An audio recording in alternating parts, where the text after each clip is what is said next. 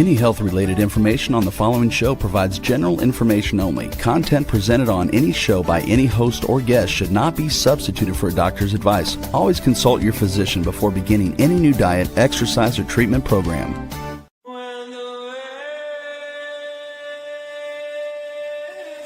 For centuries, ancient cultures knew the secrets to longevity, vitality, and healing. Now, modern science is catching up.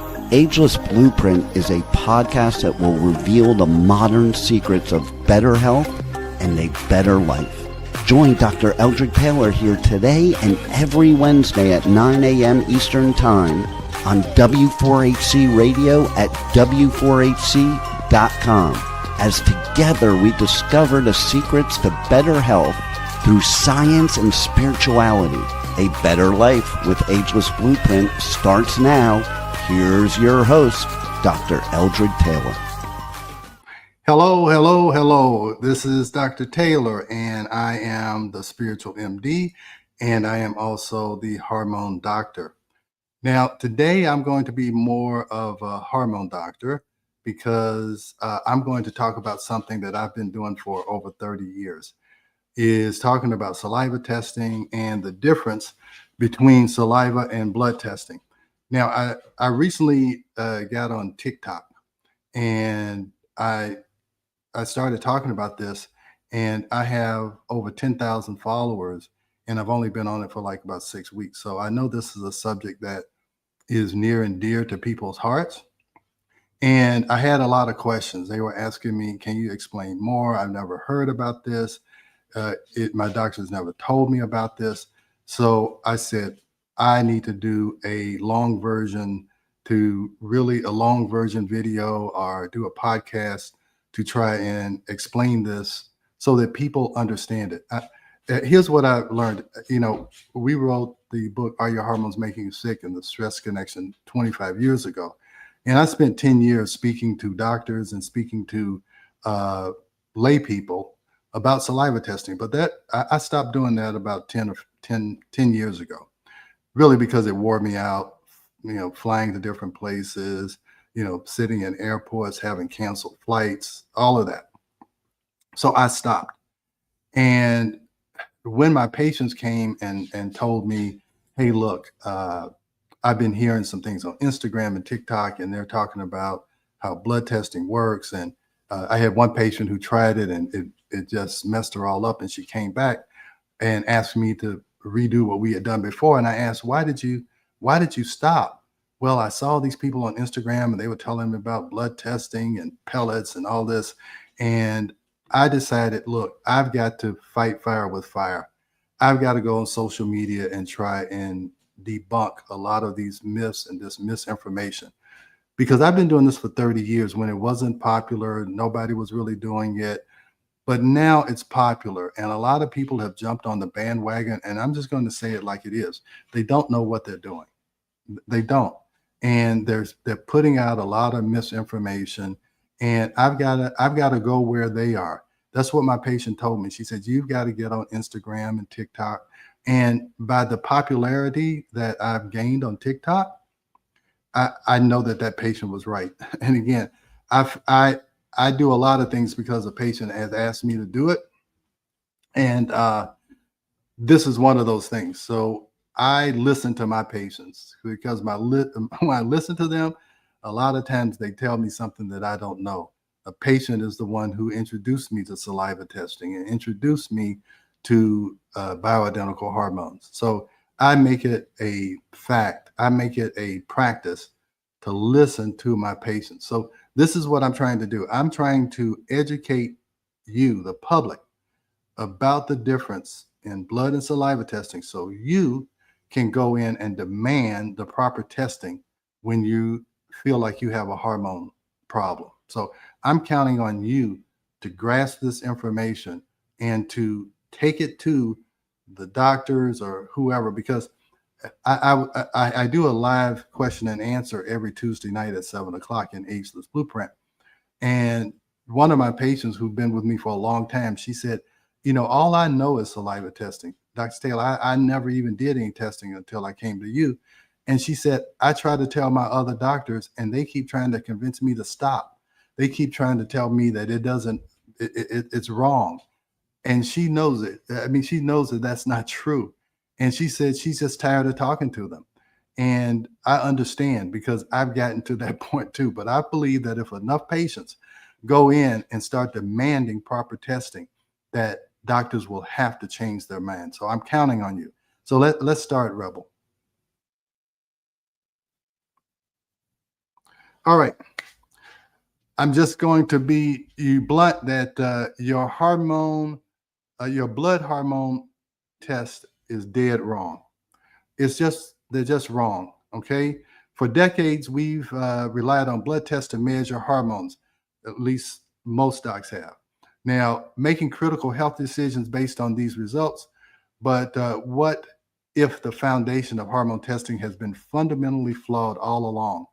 Today, we'll explore the standard blood hormone test might be misleading you and what alternatives could transform your health journey.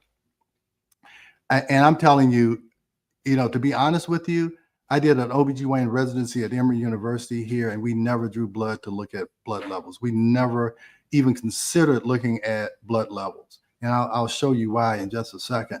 So I never drew blood levels for hormones. And all of the residents, everybody who trained with me, we just guessed. Okay. And here's the guess. If you're premenopausal, if you haven't gone through menopause yet, and you have any type of hormone problem, we're going to give you birth control pills. And the only difference is what type of birth control pill are you going to take.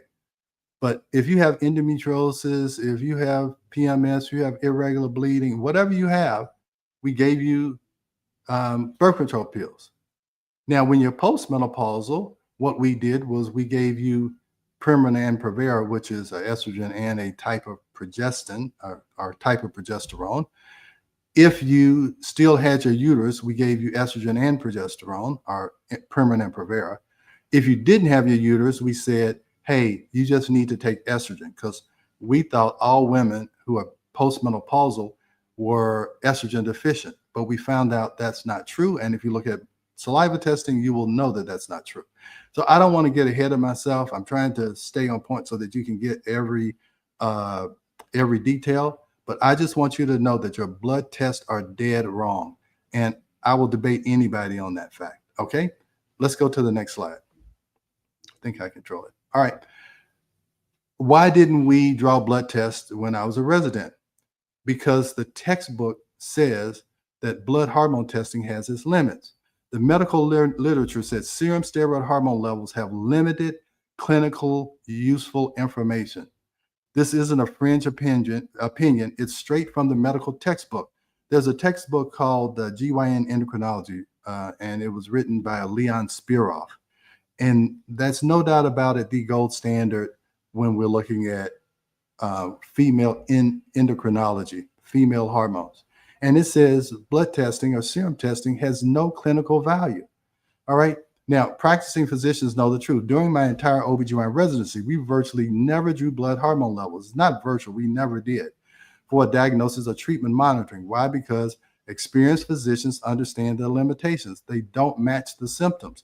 Have you ever experienced clear hormone symptoms while the blood test results came back normal? This disconnect isn't rare. So just think, women, have you ever gone in to an OBGYN's office with any kind of complaint, and they draw a blood test and they show you a level and say, oh, here's your problem. You have too much estrogen and not enough progesterone. It's not done.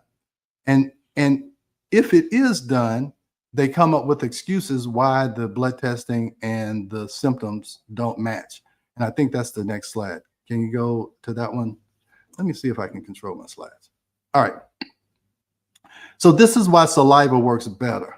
Saliva testing measures the free bioactive hormones, the only ones that actually affect your tissue and create symptoms. So let me explain this. So hormones, estrogen, progesterone, testosterone, and cortisol, they are fat soluble hormones. That means they are made from cholesterol. That's why even though these commercials try and act like cholesterol is bad for you, and it is if it's too high, but cholesterol is important. You make a lot of your brain cells are primarily a lot of fat, but also your hormones are made from cholesterol, so they are fat soluble. Your blood is water soluble, and everybody knows that oil and water, they don't mix. So what happens is when the hormone comes from the ovary, it gets packaged in something called sex hormone binding globulin. I relate sex hormone binding globulin like a FedEx truck. So it gets picked up from the FedEx truck. What the blood measures is how much estrogen is in the FedEx truck. Okay. So there's a lot of packages in the FedEx truck, but only a few packages get delivered to the tissue. And let me tell you what the difference is. Okay. So let's say there are 100 packages in the FedEx truck. So that's what you see in the blood rolling around. All right. Now, only 1 to 2% of those hormones actually get delivered to the tissue. All right. So out of that 100, 1 to 2 packages get sent to get delivered to the tissue, whatever that is. And what we're measuring is in saliva. So you get packages of estrogen and you should get packages of progesterone to balance each other out. All right. But let's just think. Let's say 3 packages get off the FedEx truck. All right. And the normal in the FedEx truck is anywhere from 0 to 100. And that's considered to be normal. All right. So if I know it's a long explanation, but I want you to understand this.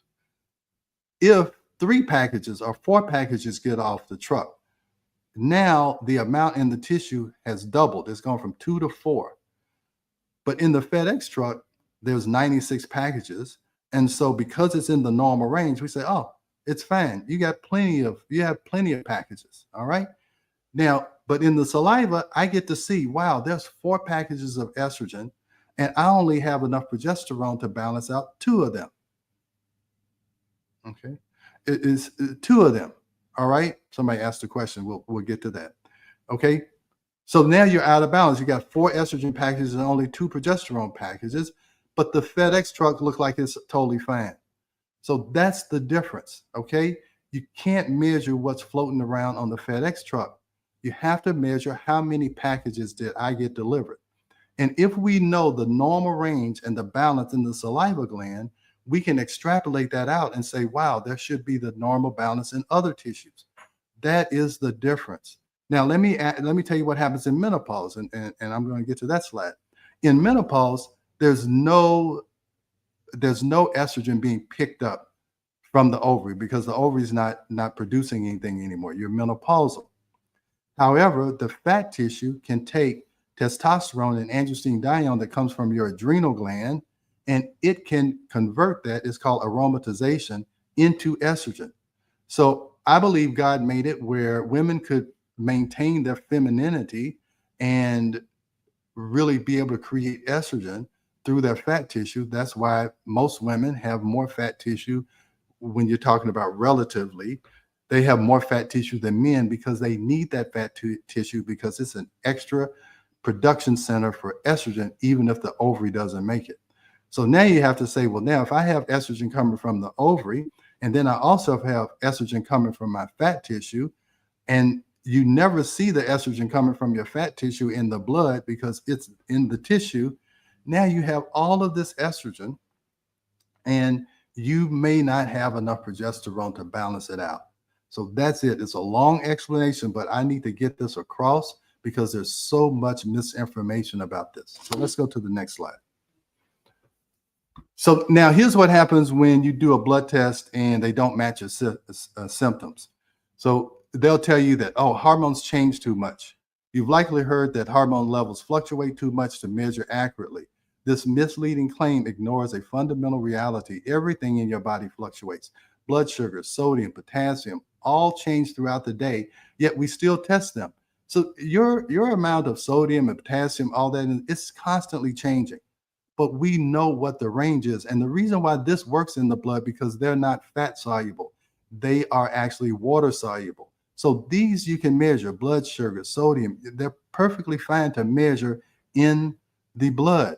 But when they're fat soluble, it goes back to that scenario that I just explained, because there is a steady state of hormone in the saliva.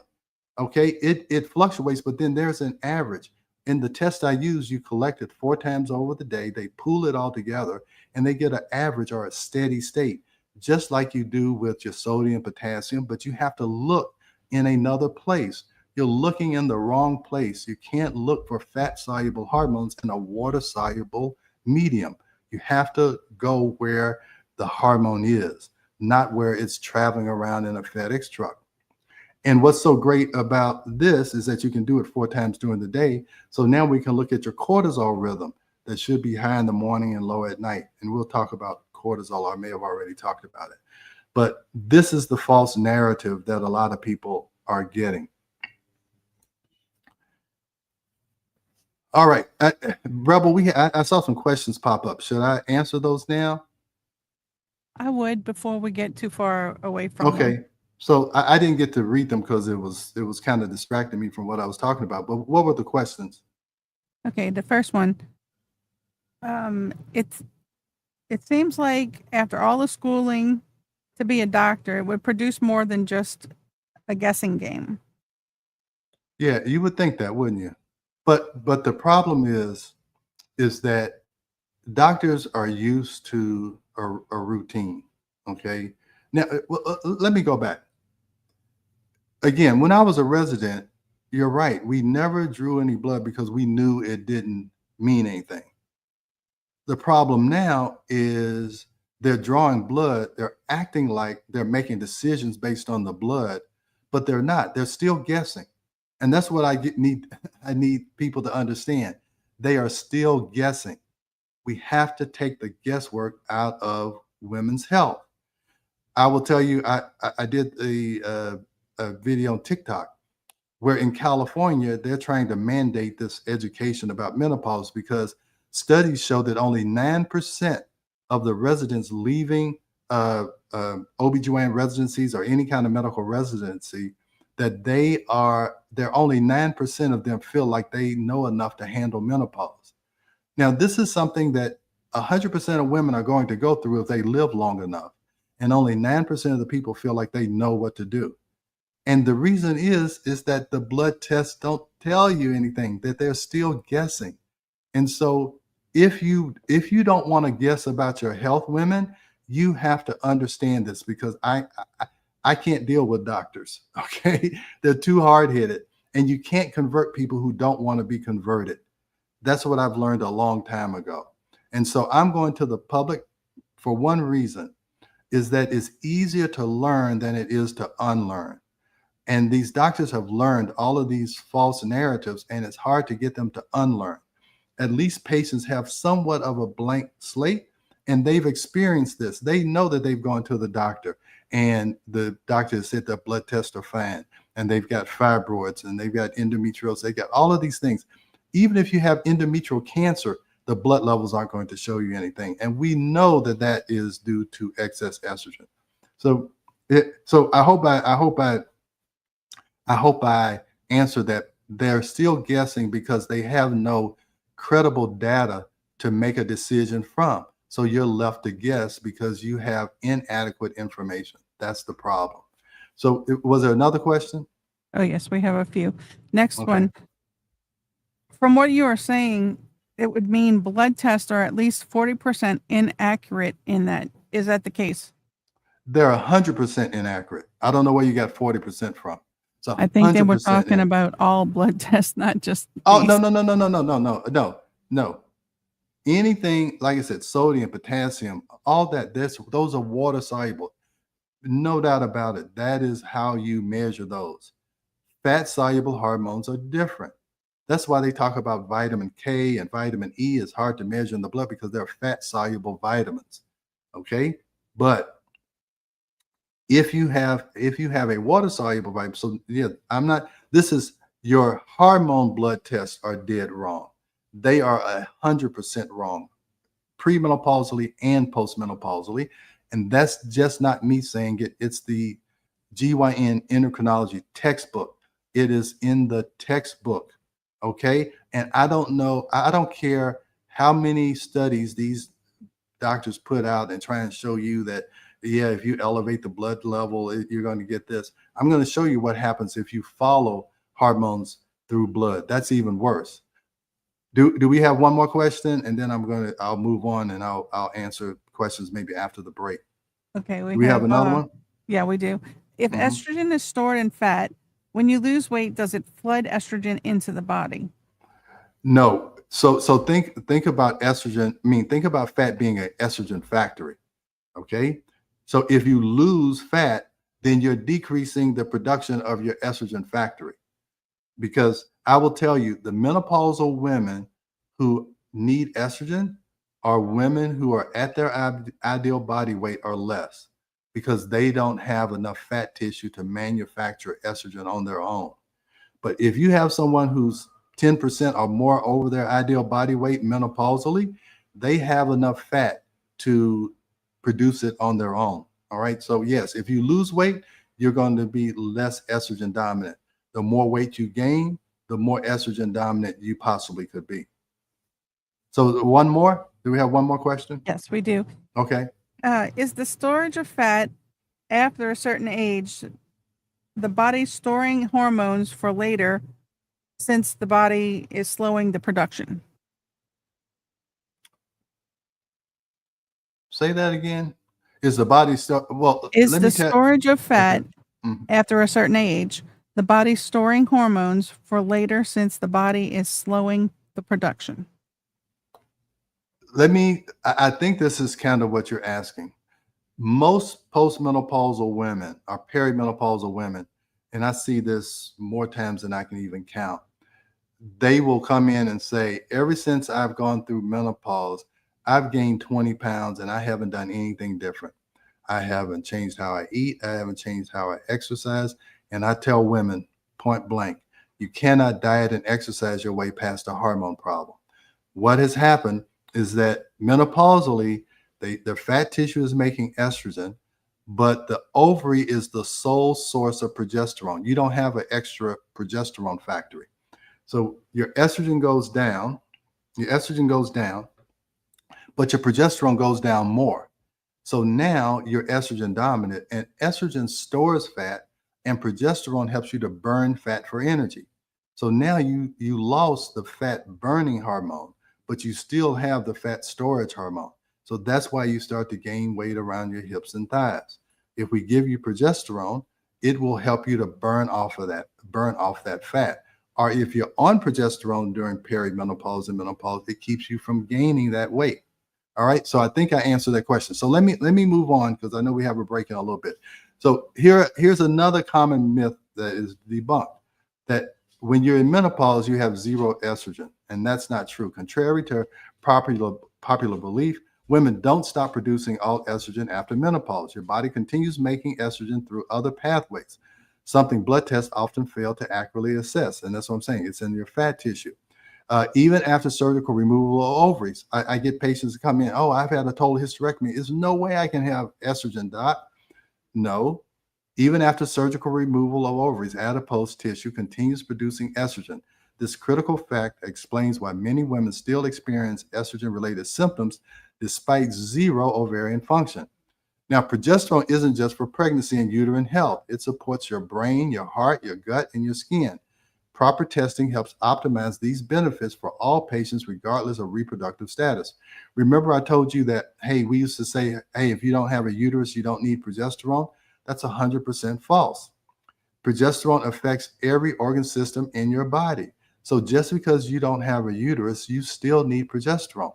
I tell women, as long as you have two breasts, or even if you have one breast, estrogen affects your breast tissue.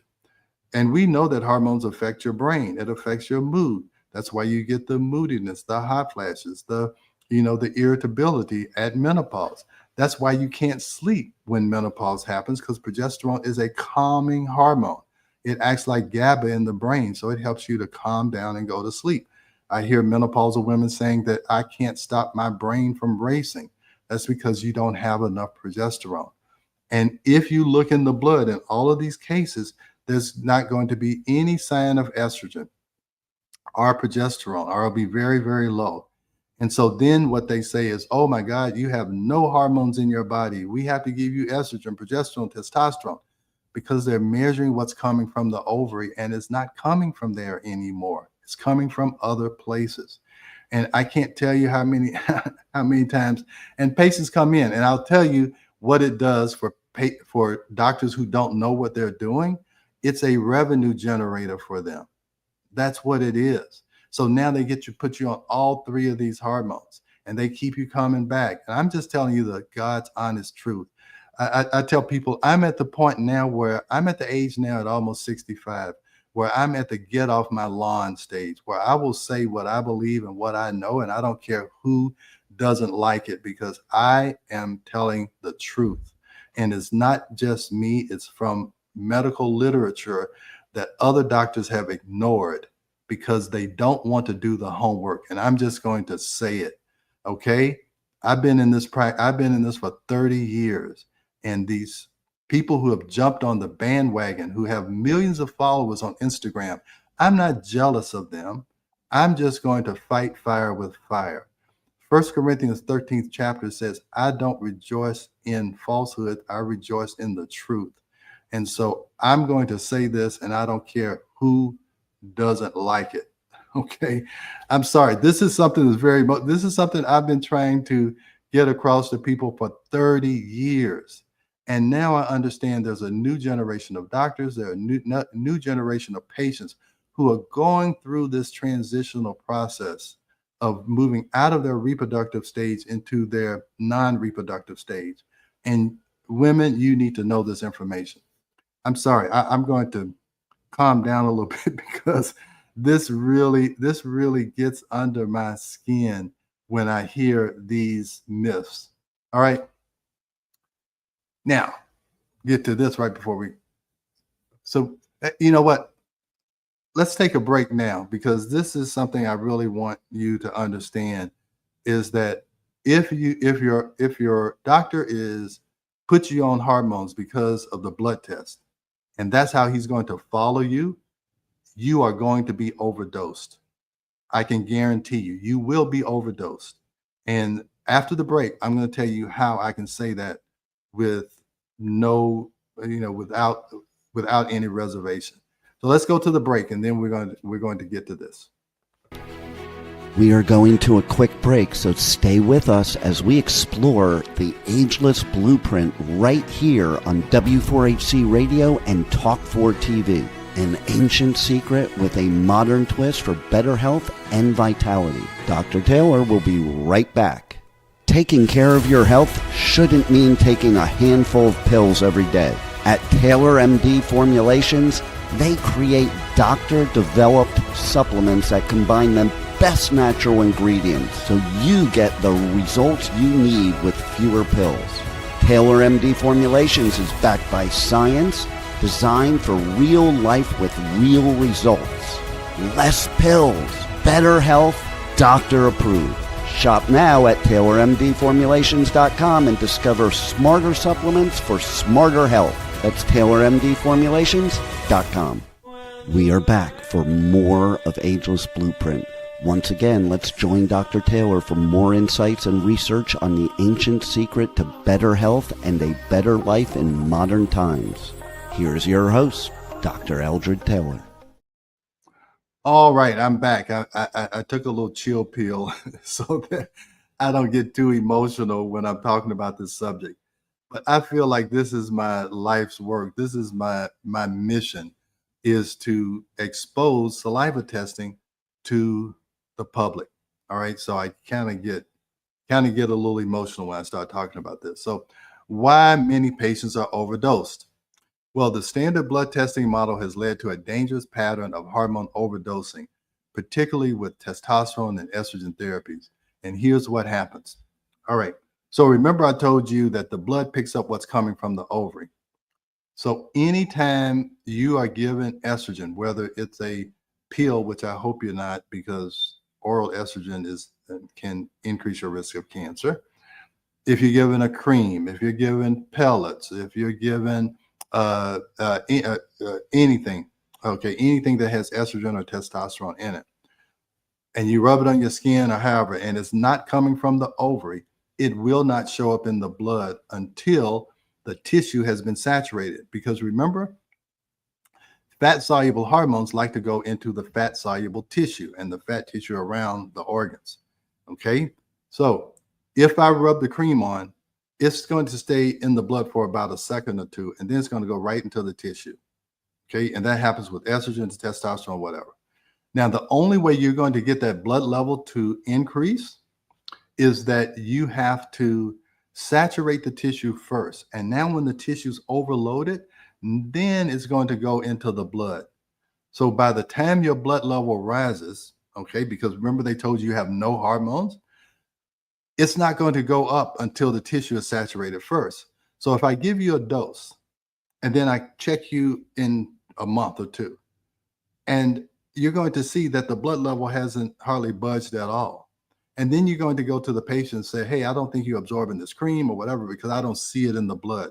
So they raise the dose. And then they keep raising the dose until they finally see it in the blood. But by that time, you're way out of balance. You've gained 15, 20 pounds. And I think I've got an example of that.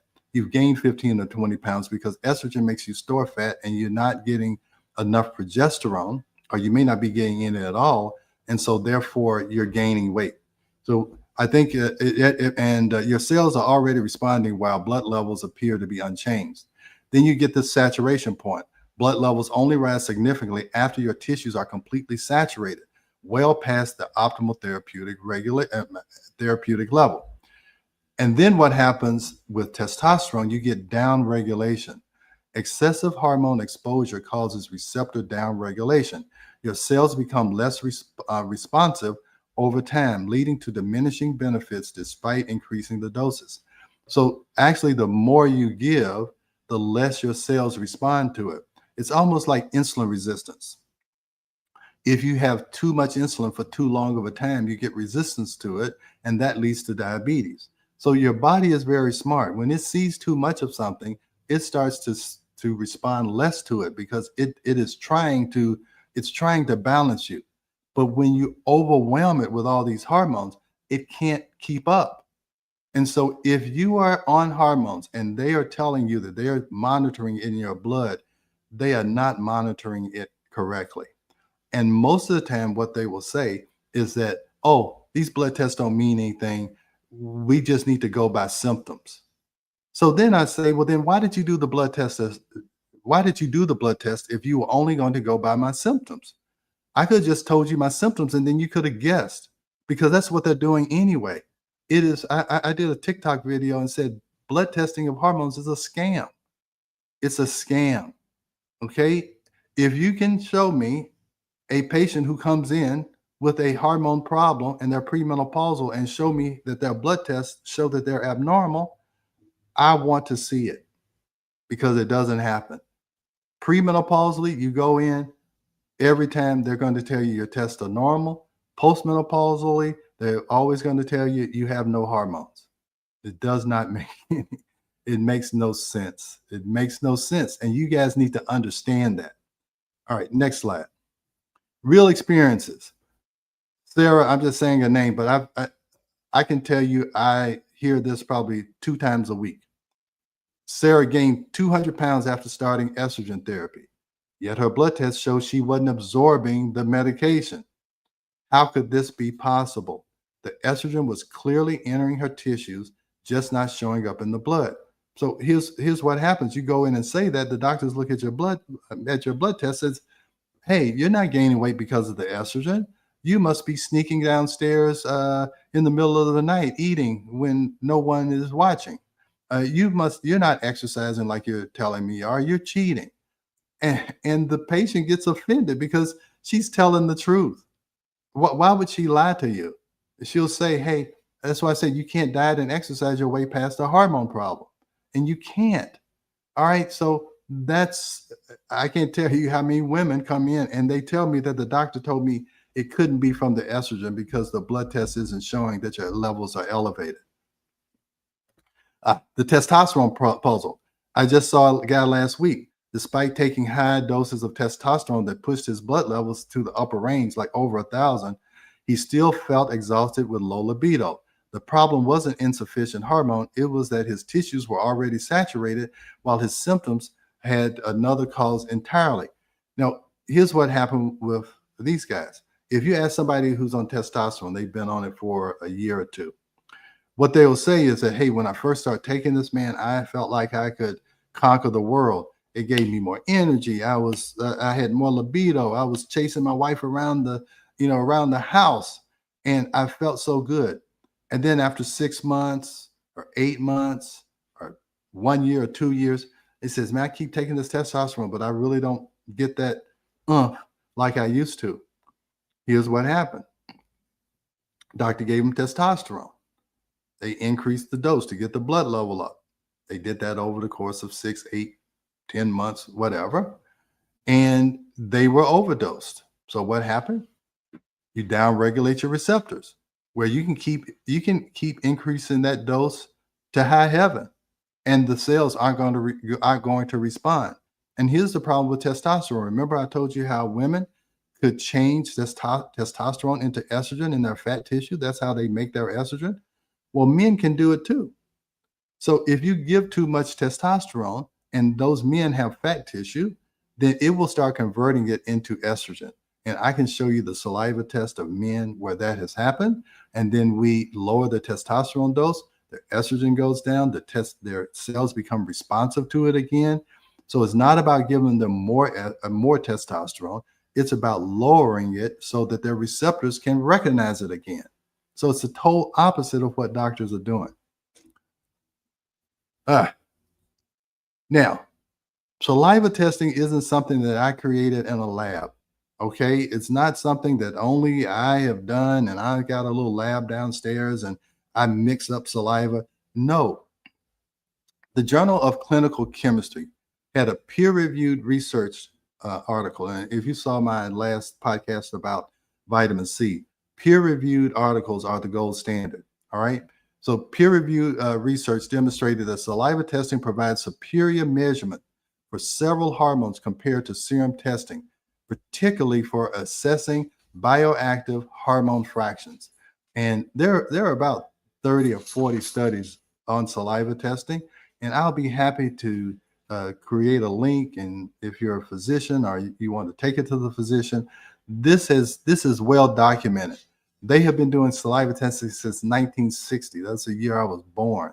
So it's been around for 65 years, and I've been talking about it for 30 years. This is another article, the comprehensive review, and that's what you're looking at. So these are review articles. They're looking at all the articles and coming up with a conclusion. The comprehensive reviews concluded that saliva offers an alternative to serum as a diagnostic fluid and is rich in hormones and other markers that accurately reflect the physiologic status. There's multiple scientific reviews. Numerous peer-reviewed publications have consistently shown that salivary hormone measurements reliably reflect the bioactive hormone fractions, the only ones that matter for symptom management and clinical outcomes. I don't know how you can get more clear than that. Those are the review articles. So you can look at all the articles yourself.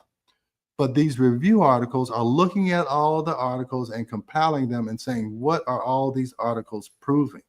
And it says the only ones that matter for symptom management and clinical outcomes is saliva hormone measurements. So, somebody wanted to debate me on TikTok. And I refused to do it because this is not debatable. It's not debatable. It's no, hey, I think this. You can think whatever you want. You can believe whatever you want, but that doesn't mean it's true. And true outweighs authority. So that's why I say I'm not going to debate anybody about this. The authorities are saying that this is true, that blood tests are worthless when you're looking at salivary hormone levels of fat-soluble hormones. They're useless. The textbook says it. This says saliva testing is superior. It's not debatable. And you're not arguing against me. You're arguing against science. Okay? So don't don't shoot the messenger. I'm just telling you what the science says. And this is something your doctor is never, ever going to tell you if he's using blood testing. And my patient last night who was on my question and answer said that the other doctors are trying to get her to stop doing the saliva testing. Why? Why? This is what I'll tell you why. Doctors are always down on what they're not up on. So if they're not up on saliva testing, then they automatically tell you not to do it. Just like when I was talking about cancer and vitamin C, if they're not up on how vitamin C can help with cancer, then they're going to tell you not to do it. That's why you have to be your own health advocate. You have to take charge of your health. You have to. Okay. So anyway, let's move on. So why won't the doctors do it? It seems so elementary. Why won't they do it? Well, here's the reason why. It's because medical legally they're scared. Okay? What is the standard of care? Because that's what we get judged by. The standard of care, plain and simple, simply means what most doctors in your geographic area typically do. So it's really saying, hey, whatever everybody else is doing, no matter if it doesn't make any sense, no matter if it's non-scientific, if most doctors are doing it in your area, it becomes the standard of care. So it's not what science proves is best. It's a legal concept, not a scientific one. That's why doctors are afraid. And I have this picture. It's like that Caterpillar Land story that I have, is that we follow the leader even if they're going to lead us off a cliff. And we just do what we have been taught. That see one, do one, teach one. Is that if I see somebody else doing it, and if I see a lot of doctors drawing blood tests, and oh man, they're making money, they're giving these women hormones, and they're coming back. And so, now that's the standard of care. And now that I'm saying that scientifically it doesn't make sense, it makes other doctors afraid. And you have to have the courage, and you have to have the determination that you're going to find the truth and not take a shortcut and just do what everybody else is doing. So even when the medical practices are scientifically questionable, they become the norm if enough practitioners follow them. This creates powerful inertia against change, regardless of the evidence. It's just like the vitamin C. I have all this evidence that vitamin C works, but the standard of care in oncology is to say it doesn't work, even though it's false. Medical practices change slowly, often taking 17 plus years for new evidence to become standard practice. This means many doctors continue using outdated methods long after better alternatives exist. And this is talking about after 17 years. I've been trying to do this for 30 years, so it takes longer than 17 years to do some of this stuff. So that I hope I don't sound too frustrated, but I hope you understand why I could be a little bit frustrated when I keep preaching this sermon and nobody comes up and gives their life to saliva testing. It's almost has to be divine intervention for docs to just look at something that is not the standard of care. And don't let someone lead you off a cliff because they have a title or because they have 1 million followers on Instagram or whatever. Just don't be led off of a cliff just because everybody else is doing something. I think I have one more slide. So your health deserves better. Okay? Trust your symptoms. If you feel hormonally imbalanced despite normal blood test results, your body is sending you a signal that your testing method isn't capturing your experience, even though your experience is valid. The test is inadequate. There's nothing wrong with you. It's something wrong with the test. So when you go in, don't let the doctor tell you it's all in your head or it couldn't be because of what you think it is. Your body is telling you, is giving you signals. You just have to be quiet enough and introspective enough to hear what your body is saying. Choose better diagnostics. Saliva testing reveals what actually is happening in the tissue level, where hormones create their effects. This insight leads to more precise treatment and better outcomes. I will tell you, I don't know if I've ever had a saliva test that hasn't matched a person's symptoms. If I look at their female hormones and cortisol, it gives me a clear picture to me and to the patient what is going on with them. And that is so stress relieving for the patient. You know how stressful it is to go into the doctor and you feel awful and they tell you you're fine? How frustrating is that? And when they come to me and I say, I see what your problem is, here it is, here's how we fix it, it gets fixed. I show them the repeat test, the hormones are balanced, they feel balanced. It is not a hard concept to understand. So I want you to take action today. Visit the link in the bio, the Ageless Blueprint, my school course. You can order saliva testing there. I have something called a hormone clarity course that you can take for free. It's free for right now, but it's about to be a subscription, and you can do that today. What happens is if you order the test through Ageless Blueprint, I will send you the test kit.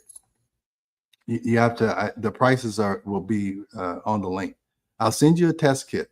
You'll collect the samples, and I'll give you all the instructions. The instructions are in there.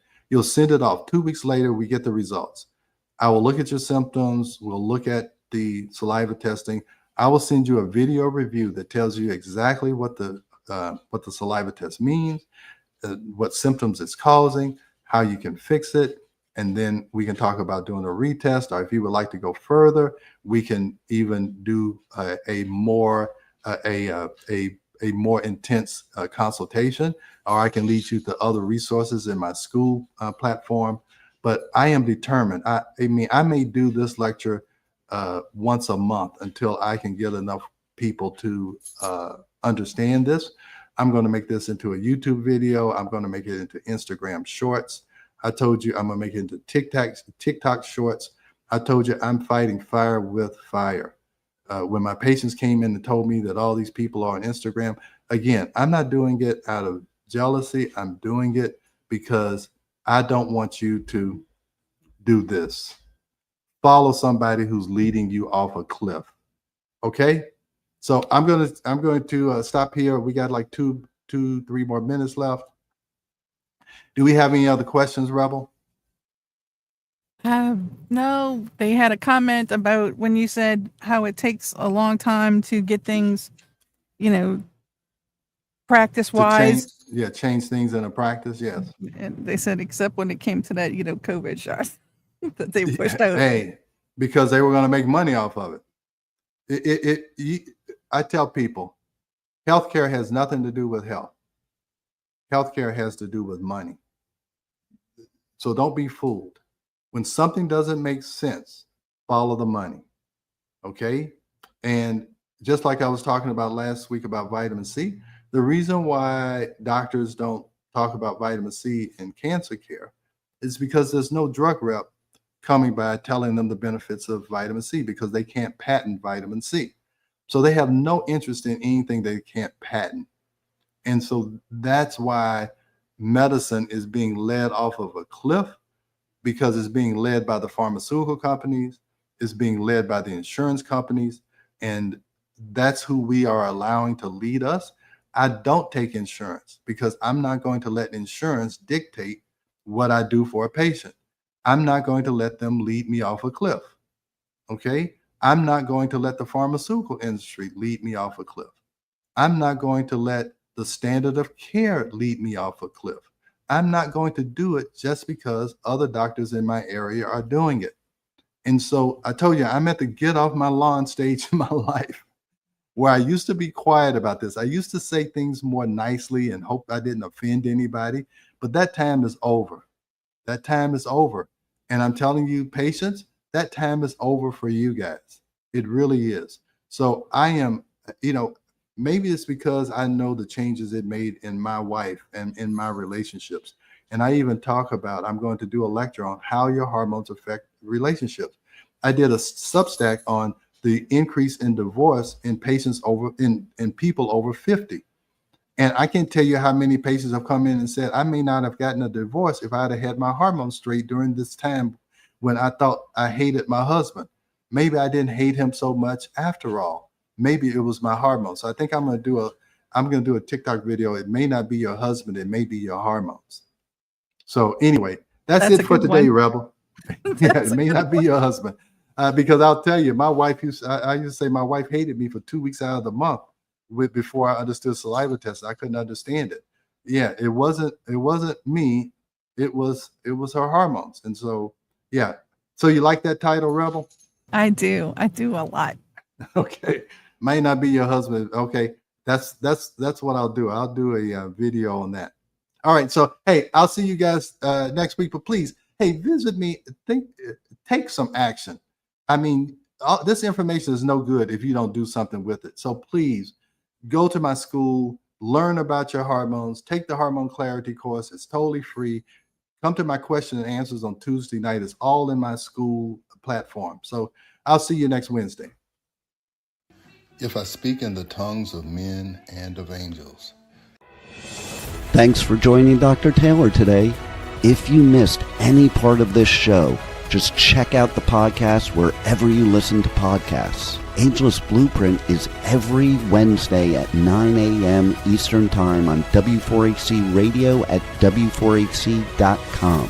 Together, we discovered ancient secrets to better health through science and spirituality made for modern times. Until then, feel free to check out agelessblueprintpodcast.com and TaylorMDFormulations.com for more information.